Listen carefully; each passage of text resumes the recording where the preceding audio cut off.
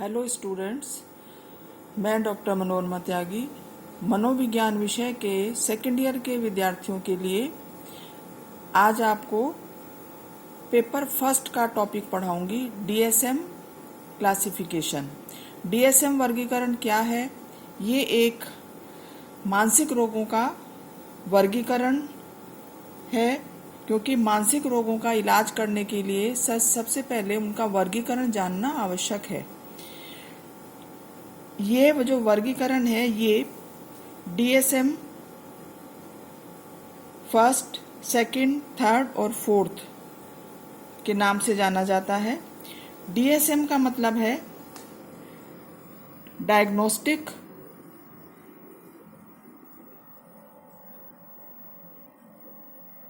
Statistical manual of mental disorders.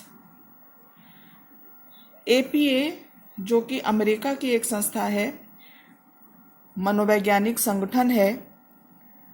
APA American psychological association, उसने सबसे पहले 1952 में डीएसएम फर्स्ट का प्रकाशन किया और उसमें कुछ संशोधन करके 1960 में डीएसएम सेकंड का प्रकाशन हुआ। 1980 में डीएसएम थर्ड का प्रकाशन हुआ और 1994 में डीएसएम 4 का नवीनतम प्रकाशन आया। डीएसएम फोर्थ में 5 आयाम हैं, जिसमें कि विभिन्न मानसिक रोगों को रखा गया है। इसमें जो प्रथम आयाम है उसमें जो मानसिक रोग आते हैं वो हैं दुश्चिंता विकृति, मनोविच्छेदी विकृति, कायारूप विकृतियां, मनोविदलन, मनय स्थिति विकृतियां, लैंगिक विकृतियां, नींद विकृति, भक्षण विकृति, भक्षण से मतलब है खाने से संबंधित विकृति, कृत्रिम विकृतियां, समायोजन विकृतियां, आवेग नियंत्रण विकृतियां, दृश्य संबंधी विकृति, बाल्यकालीन और किशोरावस्था की विकृति, संज्ञानात्मक विकृति, मेडिकल अवस्थाओं के कारण उत्पन्न विकृति, सामाजिक व्यवसायिक परिस्थितियों से उत्पन्न विकृति। इस तरह से डीएसएम फोर्थ के पहले आयाम में 16 प्रकार के मानसिक रोगों का वर्णन किया गया है। इसी तरह से डीएसएम सेकंड में जो मानसिक रोग रखे गए हैं उसमें है व्यक्तित्व विकृतियां। इसमें व्यामोही का मतलब पैरानोइड डिसऑर्डर्स, व्यामोही विकृति, हिस्टीरिया, समाज विरोधी व्यक्तित्व, मनोग्रस्तता बाध्यता आदि इन विकृतियों को रखा गया है। तृतीय आयाम में उन सभी चिकित्सीय समस्याओं को रखा गया है जो मनोवैज्ञानिक रोग उत्पन्न करने में सहायक हो सकते हैं। इसमें सामाजिक कारक हैं, मनोवैज्ञानिक कारक हैं। जो भी मनोवैज्ञानिक रोग उत्पन्न करने में जो परिस्थितियां हैं उनको इस तृतीय आयाम में रखा गया है।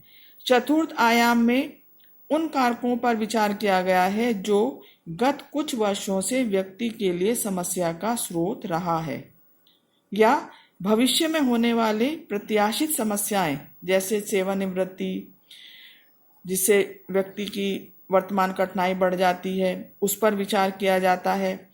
अतः इस आयाम में उन मनोसामाजिक और पर्यावरणीय स्ट्रेसर्स कहते हैं वो कारक जो हमें तनाव उत्पन्न करते हैं, उन पर विचार किया जाता है। क्योंकि तनाव उत्पन्न करने वाले कारक जो हैं वो पर्यावरण में भी हो सकते हैं, समाज में हो सकते हैं, व्यक्तिगत भी हो सकते हैं।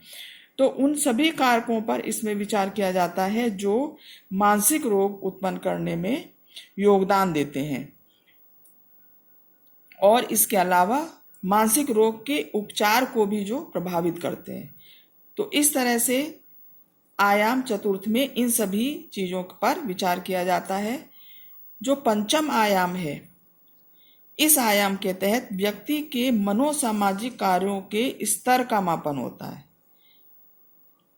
इस तरह के मूल्यांकन में 3 कारकों पर ज़्यादा ध्यान दिया जाता है, जैसे परिवार एवं मित्रों के साथ सामाजिक संबंध, क्योंकि मानसिक रोग उत्पन्न होने में सबसे महत्वपूर्ण जो प्रभावी कारक होते हैं वो परिवार और मित्र, जिनके साथ व्यक्ति अधिकांश समय अपना व्यतीत करता है, तो उन लोगों का प्रभाव व्यक्ति पर पड़ता है। दूसरा है पेशेवर कार्यवाही और तीसरा है खाली समय का उपयोग। इन तीनों क्षेत्रों का मापन एक 100 बिंदु मापनी पर होता है। 1 बिंदु का मतलब है बहुत कम स्ट्रेस या बहुत कम समस्याएं, और 100 बिंदु का मतलब है बहुत अधिक समस्याएं। तो इस तरह से DSM-4 में 5 आयामों के अंतर्गत मानसिक रोगों को रखने का प्रयास किया गया है, और निरंतर नए नए संशोधन जो हैं वो इन वर्गीकरण में होते रहते हैं।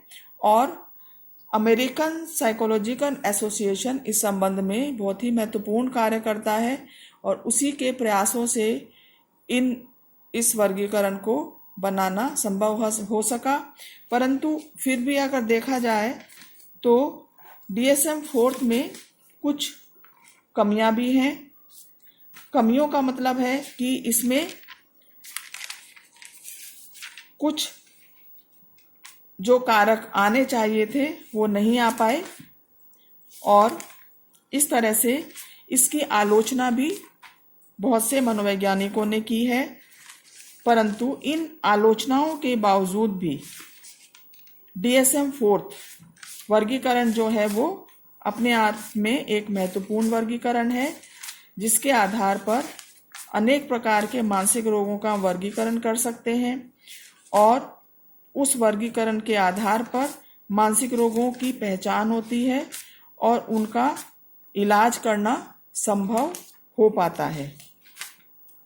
तो इस तरह से आज मैंने आपको बताया DSM-4 क्या है और उसमें उसके कौन कौन से आयाम हैं, और कौन कौन से मानसिक रोगों को कौन कौन से आयामों में रखा गया है।